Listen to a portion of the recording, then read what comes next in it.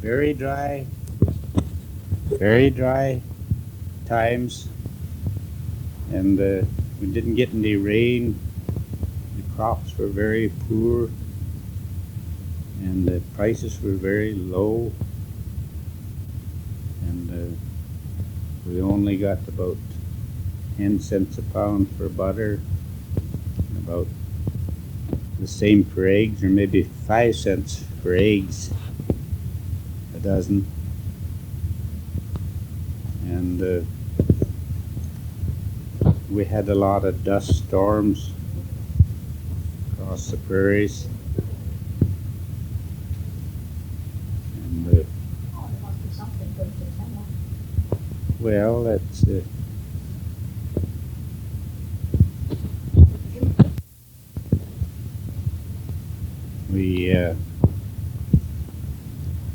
we had a thrashing machine in the early days, and that's about the only thing we had to get any money from to make a living. You had some custom thrashing for other farmers, didn't you? Yeah. We did custom work all around the country, all around Renown and Watrous, and way out in the hills west of Renown.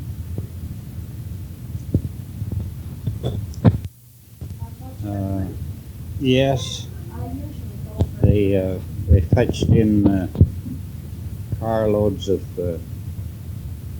goods from down in Ontario and Quebec, and the Maritimes, I guess, too. Fruit, apples, and all kinds of honey and and stuff like that. Distribute it to the farmers that come into the railroad, and they have the car spotted on the side track, and they'd hand out stuff to people that were on relief. Was there much of an exodus of people? Is people going back to the east and going back where they had come from? Yeah, there was some movement of the immigrants from one place to another, and they couldn't grow any crops down in this part of the country. They went way up north into the Carrot River area. Some of them took up homesteads up there and started all over again.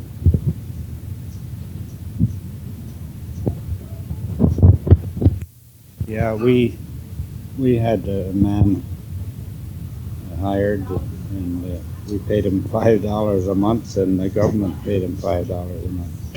Right. And when you went to the store, you had coupons, they called them, to get sugar, especially sugar, and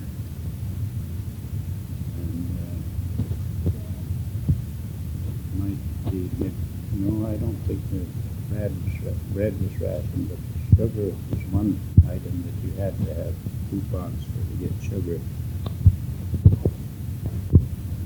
And we had a lot of children at that time, and we got a lot of coupons, and I used to go into the store and get a whole 100 pounds of sugar, and the other customers would say, how can he get 100 pounds of sugar? And because we had a lot of coupons, a lot of children, a lot of coupons.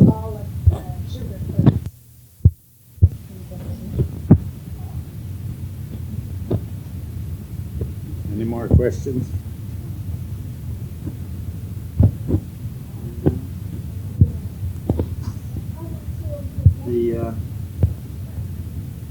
That was prevalent right through the prairies. I did. In fact, people say as much as you think in Alberta, where they're close to the mountains, where they was expecting to maybe have the rain, you weren't getting here.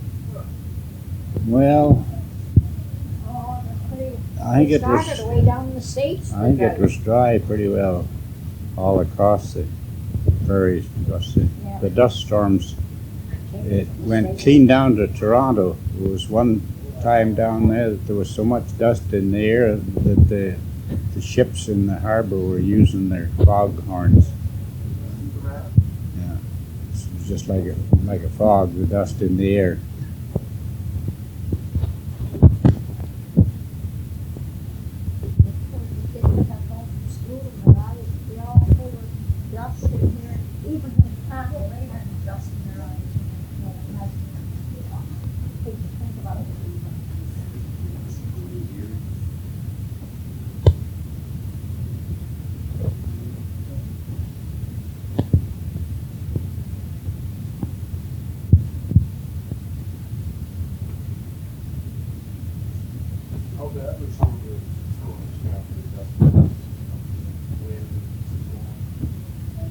Oh, the dust storms were real bad. Sometimes they'd blow for 3 and 4 days at a time, and there was Russian thistles on the fields, and the wind would break the Russian thistles off, and they would blow onto the fences, and then that would catch the soil, the drifting soil, and would build up till it'd cover the fence right up.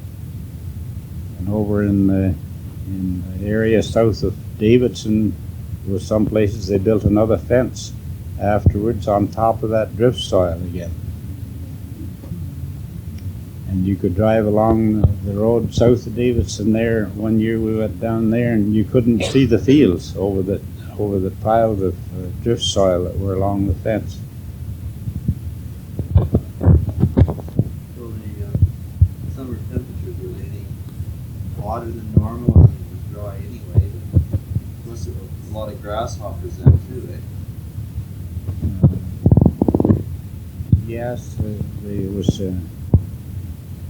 some years there was quite an infestation of grasshoppers in some areas. Some areas there weren't, depending on the type of soil.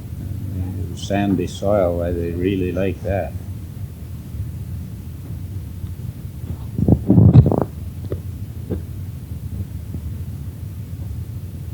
And they didn't have sprayers to spray the grasshoppers like they have nowadays with poison. They had to mix up the sawdust. They had a mixing plant down at Simpson. And we had to go down there and get the sawdust and bring it home and we'd stand in the back of the wagon and spread the sawdust along the edge of the fields to poison the grasshoppers.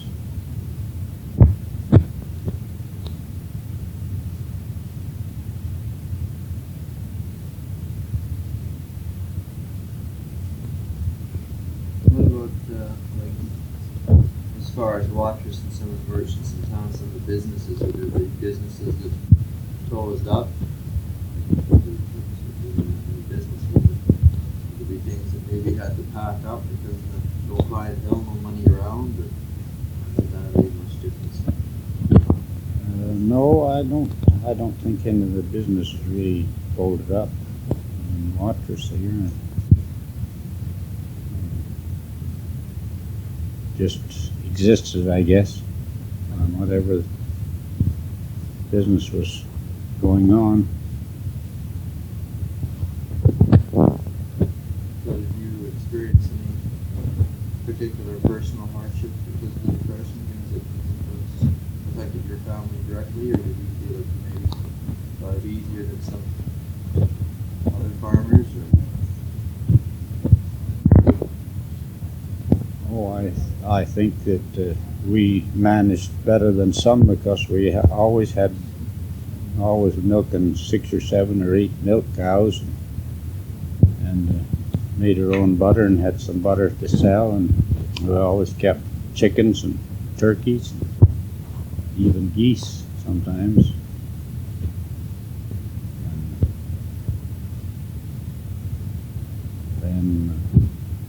had sheep. We had our own beef, pork, and made, like, after 1919 I got my first thrashing outfit, and I thrashed from 1919, custom thrashed right through till 1941.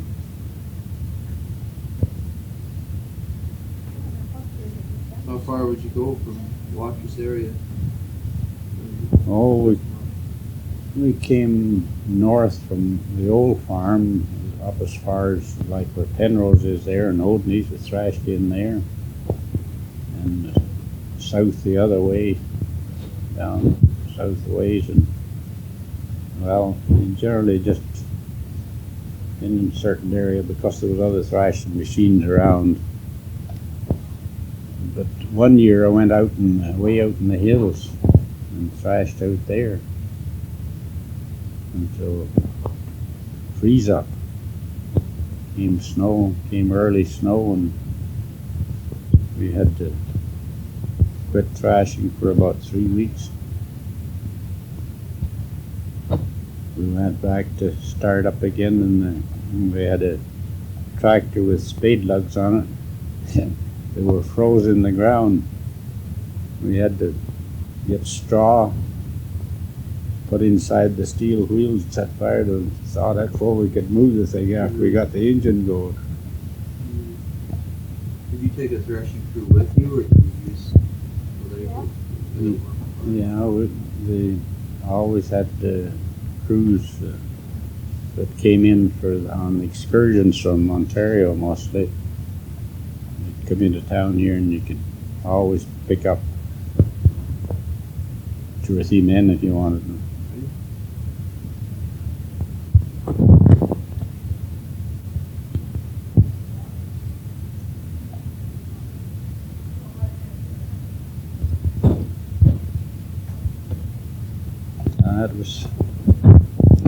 That was hard work because these long hours.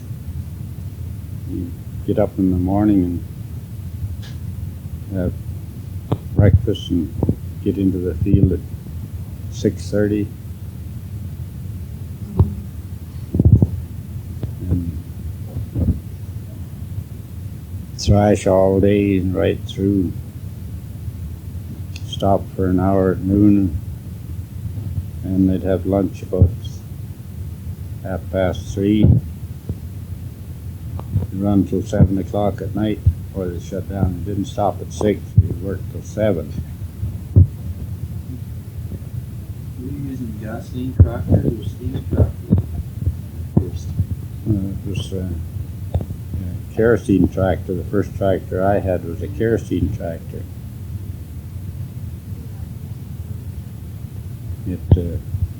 It was a 2-cylinder outfit that looked like a steam engine. It had a boiler on it like a steam engine, and the exhaust came out from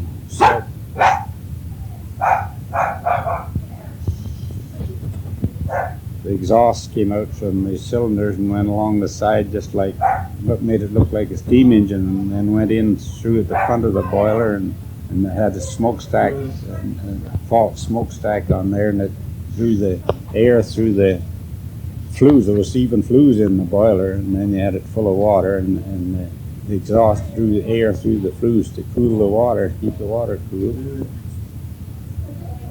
I even had a steam boiler inspector drive in the yard one day, and I was out to see what he wanted, and he says, "I come in to inspect your steamer. I see you got one over there." I says, "No, that's not a steamer, that's a kerosene engine." Well, he says, "It's sure." And back from the smokestack a ways, there's a rig there. I don't know what they called it, but just put on there, just to make it look like a steamer. Yeah. And it had chains from the steering wheel over to the front axle, just like the steamers had exactly. It wrapped around a roller when you turn one way or the other.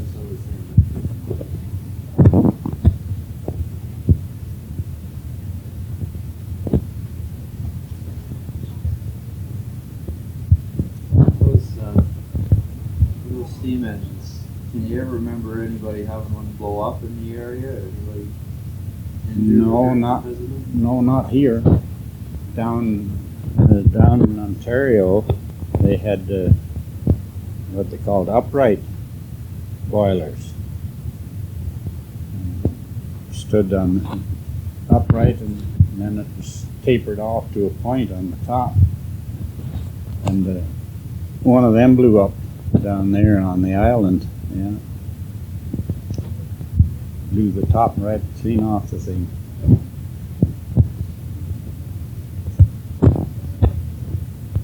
People needed work, so they had to ride on freight trains to find work. Right? Yeah, the boys that came out here, they didn't make too much money, and they used to ride what they call riding the rods, or to get back to Ontario again.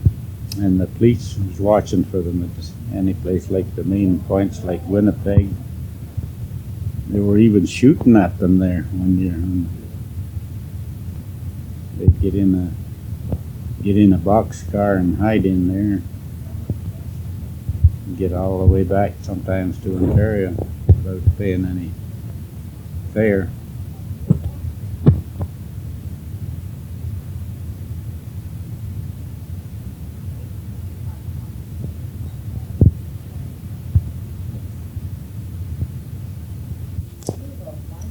We had to take the horses and the machinery and everything to Kingston. That was 18 miles, and load it into the cars there in Kingston, and then we all got the rest of us, Dad and Mother, and the younger ones. We all got in the train, the passenger train, and went north up as far as Renfrew. And then they put Dad and Mother on I don't know, it was a special train of some sort. I don't know if it's steeper than or not, but anyway, it was a different train from what the rest of us was on. And we never seen them again until we pulled into Winnipeg. And our train pulled in on the side track in Winnipeg, stopped. We looked out the window, and their Dad and Mother looking out the window of another train on the other track.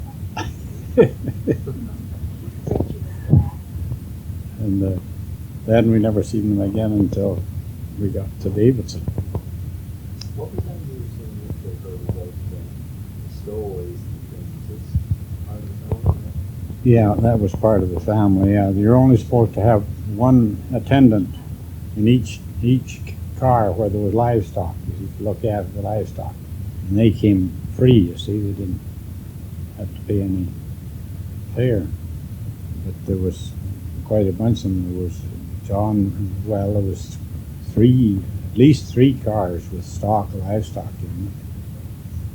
And John Reid, our cousin, was there, and Harold and Hattie and Avery and Walter, I think, were all on that train. And they had this box, double box, they used to call them, turned upside down, and the end gate was taken out of one end, and they could go in there, and they had some blankets and hay and stuff in there. And when the train would come into a station, they'd go in there and hide in there so that Reichman wouldn't spot them. Coming from Regina, the brakeman came along when the train was in movement, and got down on his stomach on the top of looked in the door and spotted them. So they all of them had to pay fare from Regina up to Davidson. So how much stock did you pay out? I think there was about there must have been 6 or 8 head of horses, and there was some cattle, and I don't remember whether they fetched any pigs or not, but they probably did. Chickens, turkeys, I think there was even geese. And we took the chickens over to this farm, on this Hoover farm, where we lived, so we got a house built. And I remember when we moved from there back to the house after we got the house up, we put the chickens all in a big crate. It was about 8 feet high and about a foot deep and about 4 feet wide, with shelves in it. And they put it in edgeways into the sleigh or wagon, whatever it was, a wagon then. And the chickens all slid down to one end, one on top of the other. And there was about half of them were smothered to death when they got over the farm. Well, that was sure disgusting.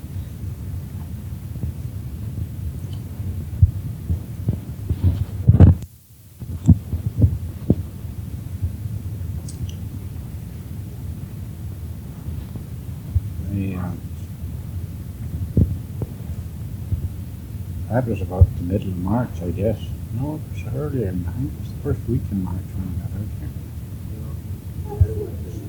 Yeah, oh, it was cold. It was 40 below zero when we come across the hills. And I was riding on a load of lumber. It had a log chain around it, and a binder on there. And I'd get off and walk behind, keep my feet from freezing, and then get up and lay up there on this load of lumber. I'd kind of get sleepy, but the only thing that was keeping me from falling off and jiggling of the wagon was this binder pole that was along one side of it. And the wagon wheels were squeaking in the snow, a little bit of snow that was on the ground. This is the only lumber that you brought from No, we didn't bring lumber from the east. We brought it to the east.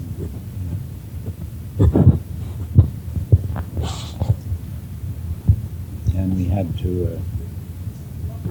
to pick the basement out of solid frozen ground. And that was a job.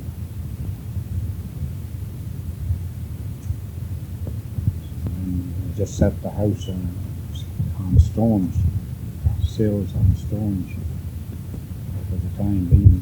Later on, we got a man around the country someplace that had a little experience with making mortar, and he came and put mortar foundation all the way around with stones and mortar together.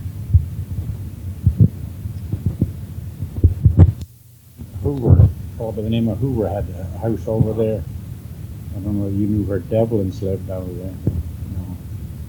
It's over towards Len's way over there. Oh, he had a house there. I don't know.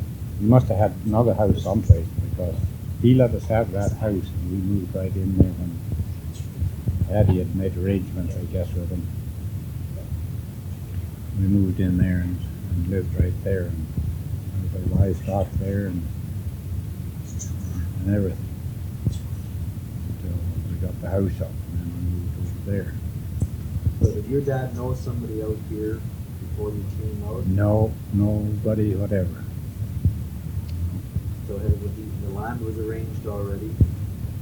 Yeah, Hattie came out the year before, in 1905, and filed what they called, filed on a homestead for himself and Dad and for the other brothers and cousin that were old enough. So he had stayed out here? No, he didn't stay out. No, he went back. Yeah, I think probably he stayed for harvest down around Arcola area, and then went back. And Dad had a sale before we left down there and sold off a lot of stuff that they didn't want to bring with them. So what year was that? 1906. Your supplies then you'd have to get from Davidson? Yeah, you have to get all our supplies from Davidson. Except in the winter time, you could go to Nokomis when that alkali flat was frozen. There was no roads built through that alkali area there. You couldn't get across there with a team and wagon or load or anything. You might get through with a buggy or a single horse or something. Oh, and then there was a store built over here 2 miles west of town. No, 1 mile west of town. Tom Beerndall had a store there and a post office. And What was that called? Mandel Post Office, it was called. And then we could get supplies there, you know, groceries and something like that. If you wanted lumber or coal or anything, then you had to go to Davidson to get it. But we depended on wood mostly. We had to come up here to the lake. Well, first we come to just north of where Mandel Post Office was and cut wood and took it down in the wintertime. And then eventually that land was taken up and we couldn't cut wood there. And then we went farther north up to where McGrath's lived. We cut just east of McGrath's house there for a winter or two. And then I guess somebody took that land up, and we had to go right down onto the slopes of the lake hill there and cut wood. Some of it they cut right down, and when they cut it, it would fall onto the ice. And there was a steep bank there. And it was so darn steep, that hill over there, that you had to bring a half a load up at a time. Was all you could bring up. And unload it and go down and get another half load and come up and then load the other half back on and come home. Yeah. Well, if there was any dead willow, we always got some of it. We'd run onto a bush of dead willow and make great kindling. Dry. Now, out around renown now, that area with the bush that is now, was there a bush like that then? Is that There wasn't a poplar tree, I don't think, south of this railroad. No. Because the fires came through, you know, they'd come through from the northwest, and the lake would break the head fire, and then it would just backfire and gradually and go out, you see, beside. And that saved the timber and bush along the lake. But down there, all there was just scrubby willows. The fires come through either in the fall or the spring pretty near every year. Just kept everything black until the farmer started putting in some raking there and big fire guards around their buildings. I can remember when a big fire came through there from the northwest. Wilson's had a ranch just south of us there, about a half a mile. And they had about 4 furrows 60 feet apart plowed around their house and their buildings. And they had the grass burnt in between for a fire guard. And that fire came through, and there was such a wind with it, they jumped right over that 60 feet of flat ground and started the fire on the other side and burnt their barn up and their chickens and the colt. And even burned a hole in the end of their house. And they got 8 foot out.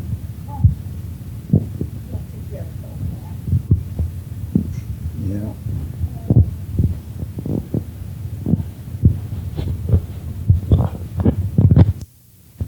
Just go out and start breaking as soon as it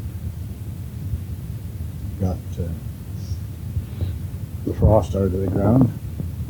So that land purely grass, or was there any purchase price on it?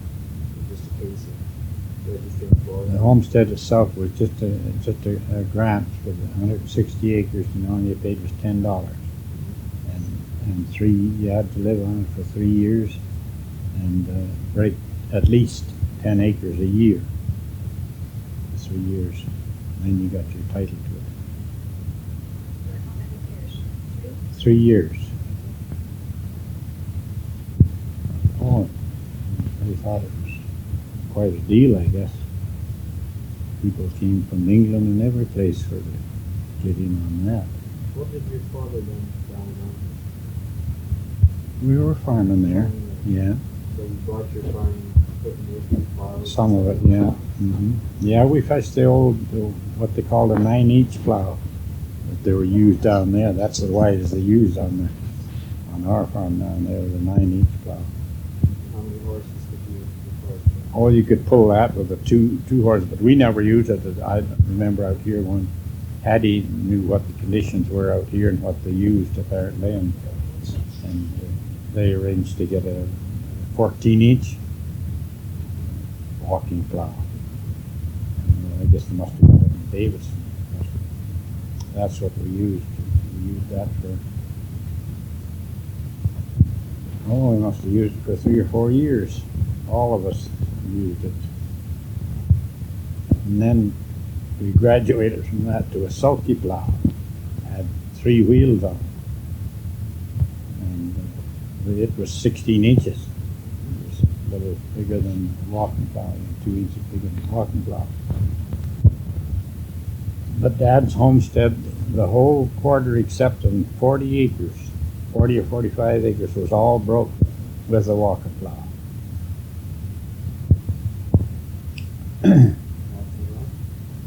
Lots of rocks. I'll say there was lots of rocks. And there still are. They're still coming up. Frost brings them up. Every winter the rocks raise up with the frost, you know. One-way discs and then diskers after them, and they just hump over the rocks, you know.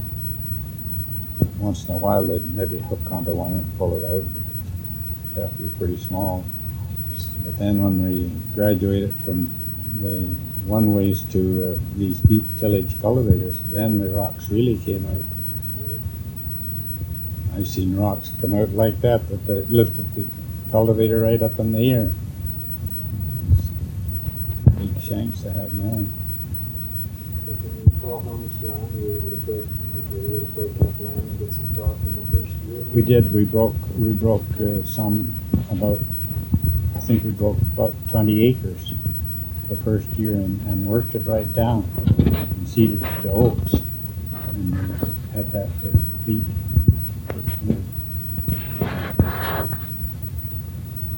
And then, of course, there was all kinds of slough hay. There was lots of slough hay. And we cut pretty near, there was lots of land that was vacant, you know. The odd sections was vacant. The even numbers was all homesteads. And there was lots of places to go and cut to hay. What did you do for water then? There was a lot of water in the sloughs. The water table was awful high at that time. I know sloughs down there on the quarter that I gave to Dave there on 31. And there was a big long slough in that, and we used to water the stock out of that till into January. And that thing is dry now in the spring. You can tell how much lower the water level is now than what it used to be. And then we'd haul water from what we called a fellow by the name of Sandy Michael. He had a great big slough. Oh, it was when you're a quarter of a mile across. And it was quite deep, and we'd haul water from there. So it froze dry. Some years it would freeze dry pretty early. And then we went way down to McConnell's. Alec McConnell's, you've heard of him. And Jack McConnell's living in town here. They lived way down near the valley. It was about 7 miles across country. The crow flies. You take seven barrels on a sleigh bottom. And go down there and fill them up. Took some hay along and fill them up in about 6 inches at the top, and then put hay in the top of the barrel to keep it from slushing out, you know, on the way home. And bring that home and have a half barrel there and dip the water out of 2 or 3 of the barrels and let the water to stock, and then what was left you'd take the empty barrels, it was empty, take them into the sod barn, carry the water in, dump it back into the barrels in there so it wouldn't freeze.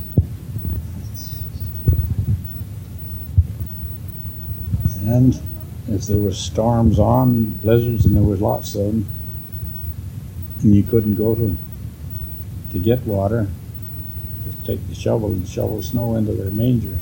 But the horses was fine, they'd do work fine. The cows weren't so good because they had to lick it. The horse would just eat it like eating hay.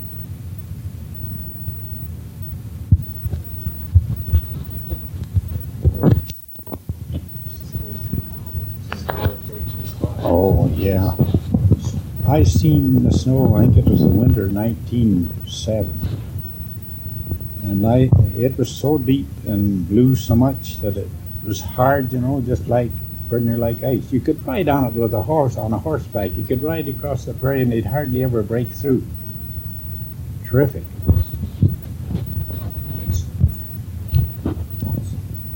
That's why we had so much water in the sloughs.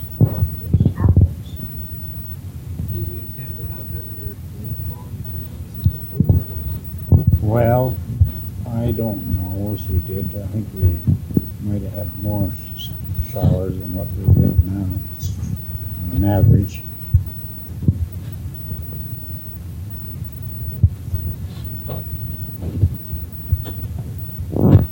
That's a good question now, and one that I've asked myself and other people lots of times. Why in the world did he ever come in here? Well, he said himself that it looked good when they came in with the, somebody fetched him in from Regina, and somebody that had what they called preemption land. It was land for sale, you see, alongside, and he said when they came in here there was grass like that. It hadn't been burnt apparently for a year or two, and it looked level.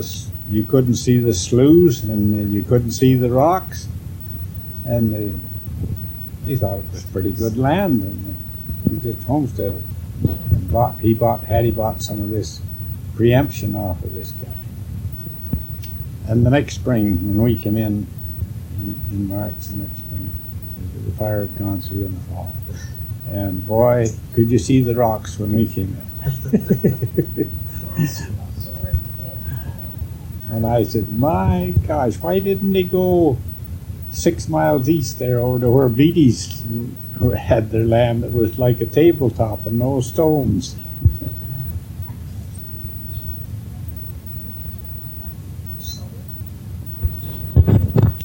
I was right away that spring. Yeah. I remember standing up on the plate when we had the frame up and looking around, and there was only one shack that I could see, and there were no bluffs to stop your view at that time. There was only one shack that I could see in the whole country, as far as I could see.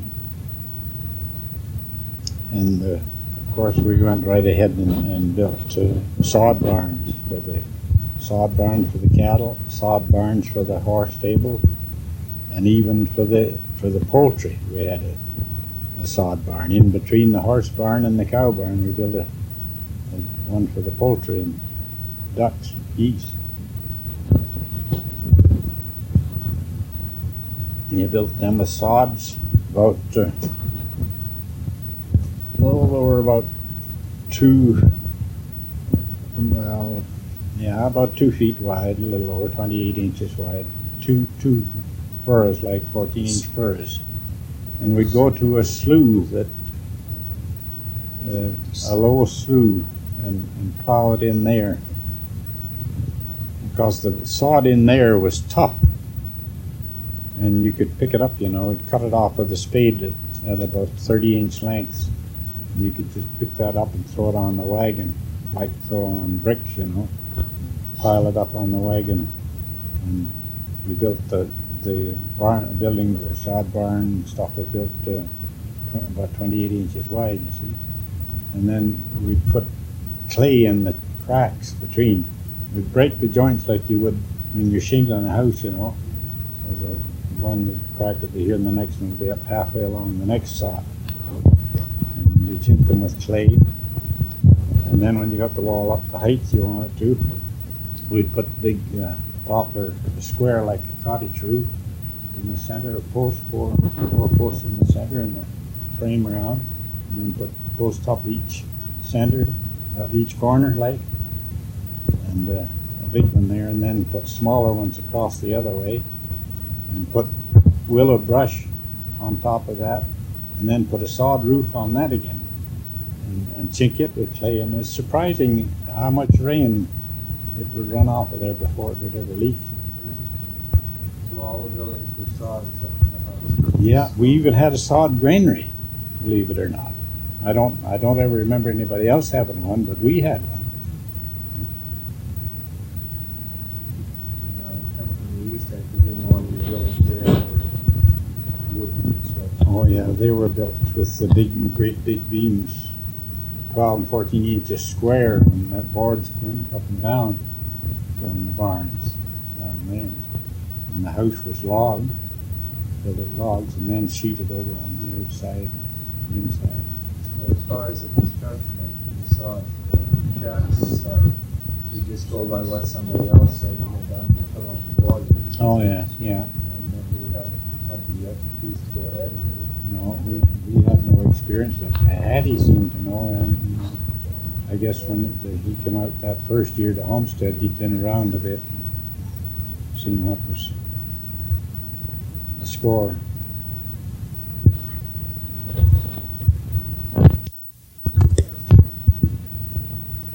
And they sent me a ticket to come on, you see. And that was the 21st of April. 23rd we arrived here in Renown. There was another young fellow that was wanting to come west, and he heard I was coming, so he came, and he got hired with Uncle Irwin for the summer. Larman boy, his name was. And he worked there all summer, and then he went back home. I guess he didn't like it too well. He did. That's as long as he stayed.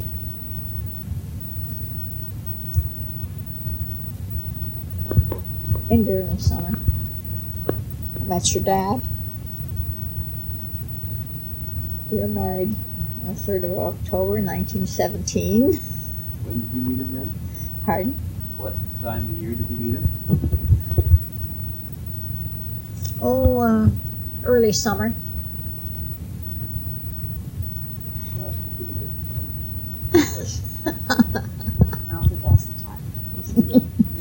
Oh dear, I can't. It's so trivial now to me. It's just like, wow. And what brought your parents up? Did your parents? They just came out to visit. My parents were. Mother came out. Mother came out in 1918. For, I guess she was out here a couple of months.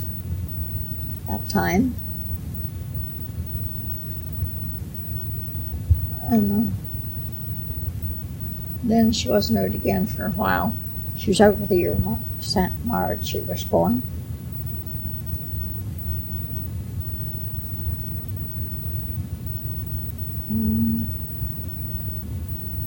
I didn't go back to Ontario for about 8 years. How'd you go? On train. You too? Pardon? Dad too? Oh yes. Oh, I didn't know about it. Got down there Christmas time, and we stayed until March, I think it was. We stayed down there. Neighbor did the chores while we were away. Mr. Walker, returned man.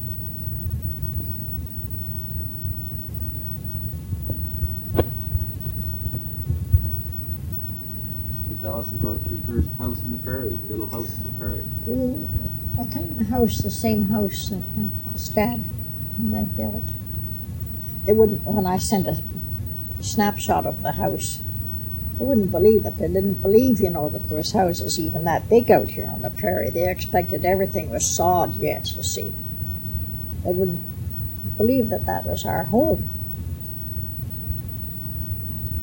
We were pretty lucky, I guess. I thought it was a pretty nice little house.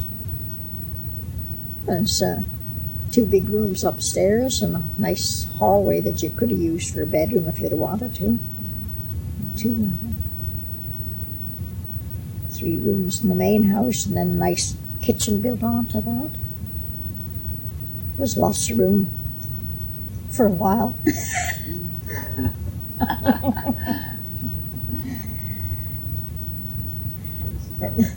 The whole 11 children are born in that house, Wayne.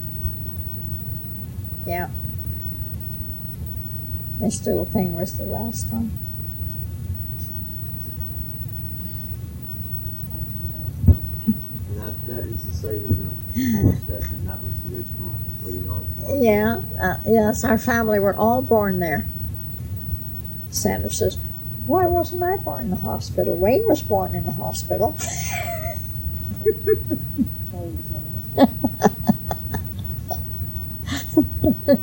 Yeah, but where did you live before you met Dad? That's not you are. Oh, that summer? Yeah. I lived with Aunt Alice and Uncle Irwin and her 4 boys out in the hills, out in the Hawkshaw district. Mm-hmm.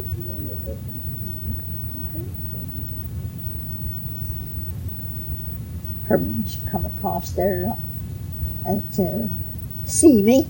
That was a long way to go for a baby. Yeah. Did you go on horseback? No, you had a car. You had a nice little roadster. Oh, Yeah. a cat shed. The kids used to say, here comes Herbert, this little runabout.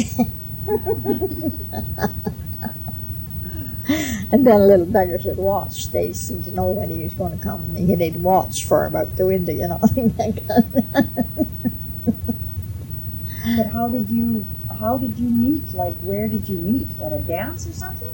No. But his mom's in Watrous. Winnie and I were we were good chums and chummed around, and she invited me to go to her home, and I used to go there with her. Then one weekend, Mr. So-and-so was there. Mr. Reid. And the first time I saw him was that there at Whitty's. He's very shy. Oh, really? Yeah, So was it love at first I sight? can remember that part of it.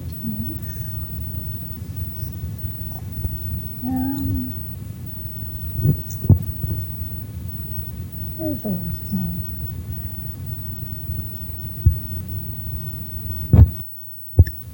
Oh, they didn't live on the island. No, they didn't live on the island. They lived on the mainland. Oh, And I don't know how. well, they were out here before you were. The Milligans down Tarcola. Oh yes, oh yeah. But you say I met you in here in Watrous at Winnie's, but that isn't the way I remember it. I remember meeting you out there where Milligans lived out at the lake, and we went out there to pick Saskatoons or something one Sunday. Oh, I knew you before that. Well, you maybe knew me, but I don't met you didn't before that. remember you. No. To see cowboys and lots of horses and cattle, but I was disappointed. The only cowboy we had there was Wilson, Charlie Wilson. That was a cowboy, and he used to call in and see Herb once in a while. But never seen any cowboys or Indians. That was all. You see, I had read quite a lot of Western stories, and that's what I was had in my mind. You know, that's what I was going to see when I came out here.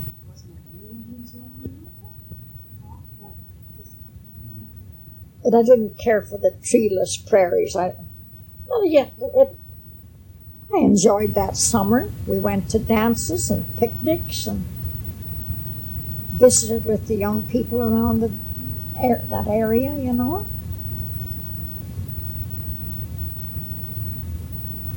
And Dr. Neatby and his wife and family lived there just a little ways from that alley.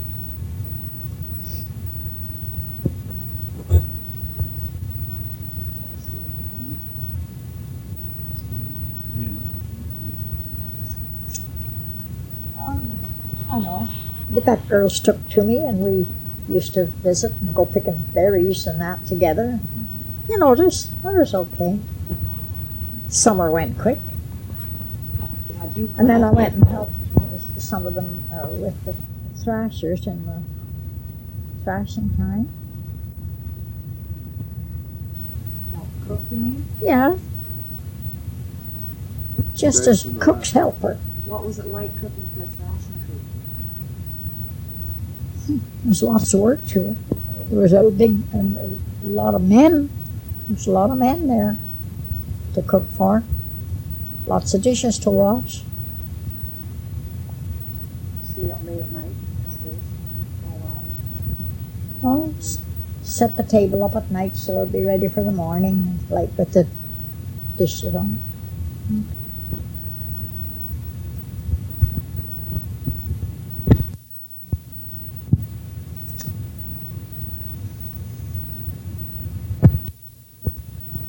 No, we never really lost any buildings.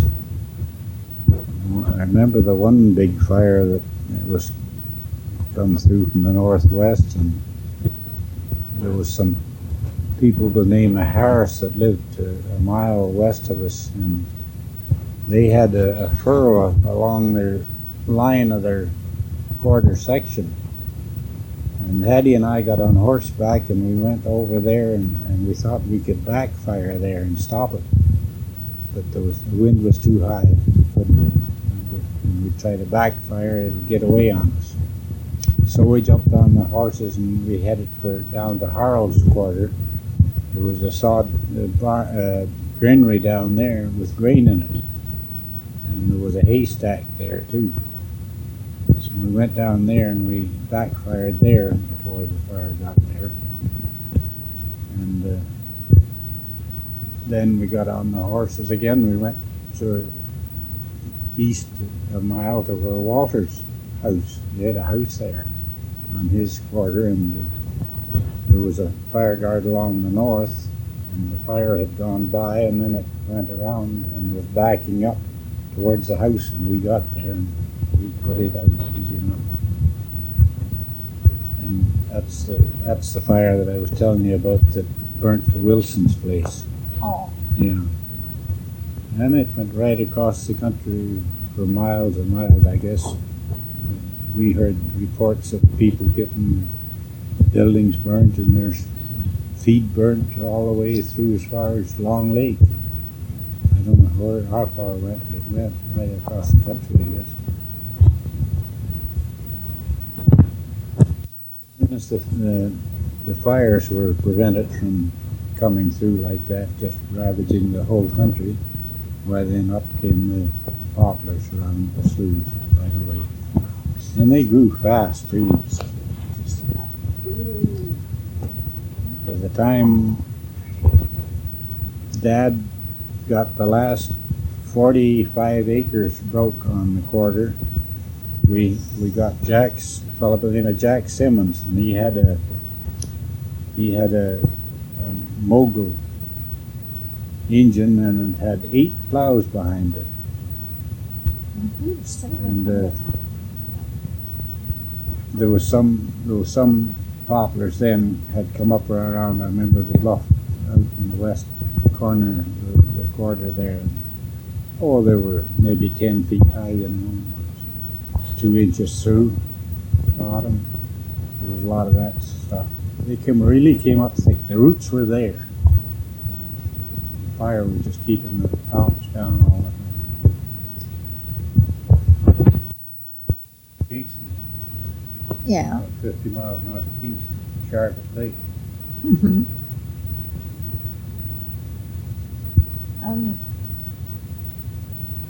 It's a funny thing.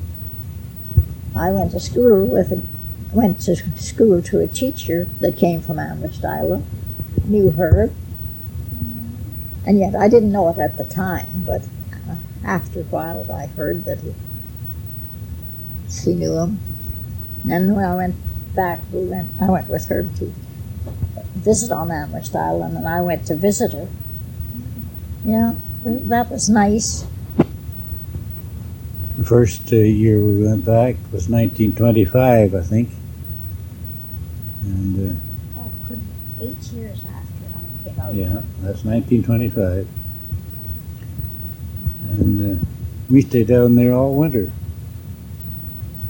And when we left here in December, there was no snow on the ground. And Ernie Walker took us into the station there at Renown with his car, and he met us there in March, about the 20th of March when we came home, and there was still no snow. And Mother wrote to us. She was living in town up here on 4th Avenue, and she wrote to us in January, and they had a little chicken house in the back end of the lot with some chickens in it, and they had a page fence around the lot there and around the chicken house, and there was grass along the fence, and they said that the hen went out there and made her nest there by the fence and started laying eggs there in January. So you know what kind of a winter that was. It was no winter at all. Never seen one really like that And the since. snow You know. in Ontario that winter was something. The first crop in the goats, basically just feed Yes, them. that's right. You put grain in the next year then?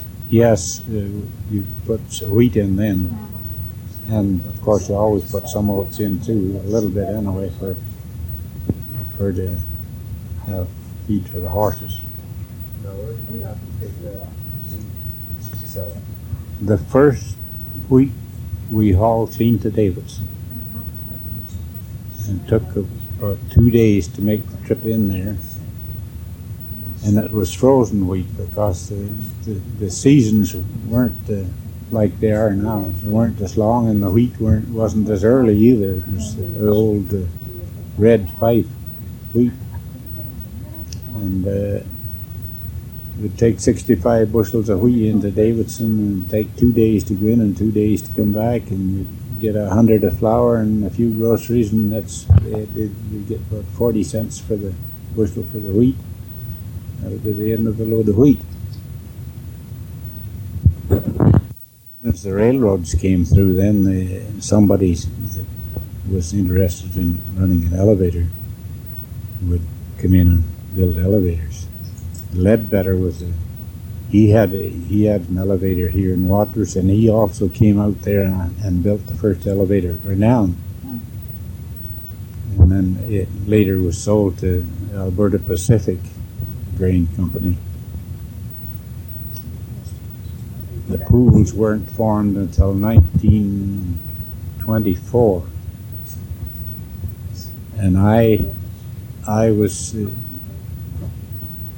part of that.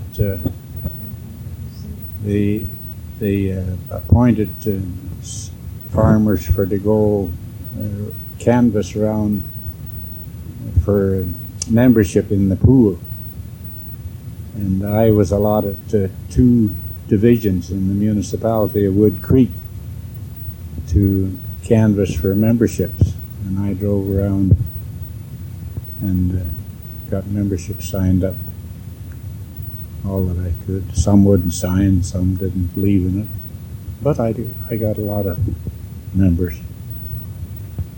That was the start of the pool. Yeah. The lines, the CP line down through Renown, is that coming after the CN line through Watrous? Yeah, the CN came through in 1908, and then the CPR came through in 1910.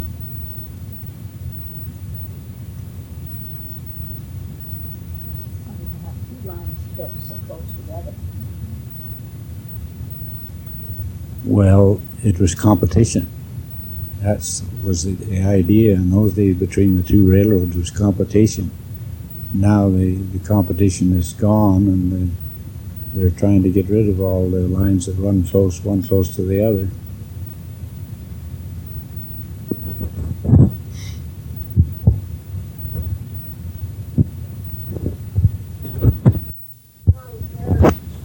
It was in the 30s.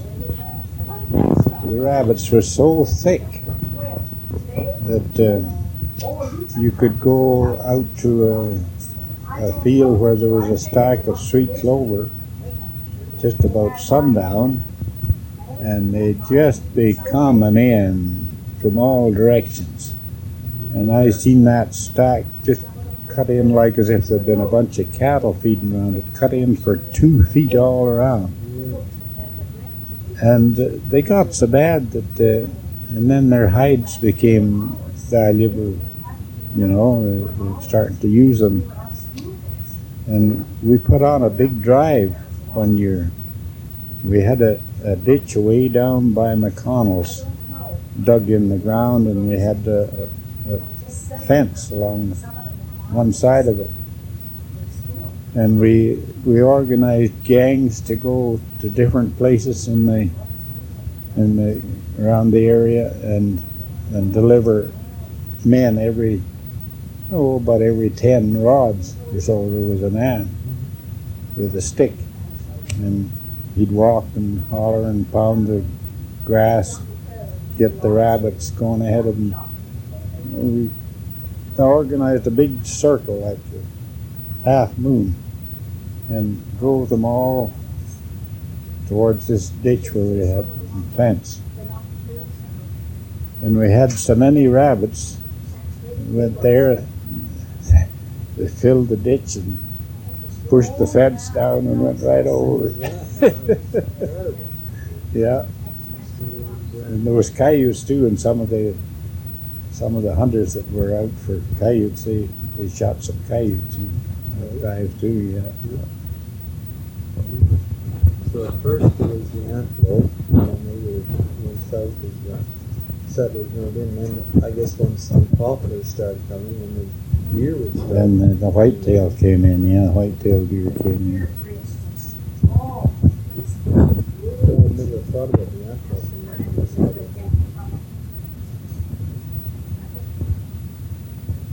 Yeah, I can remember seeing one on the quarter just west of Dad Homestead there.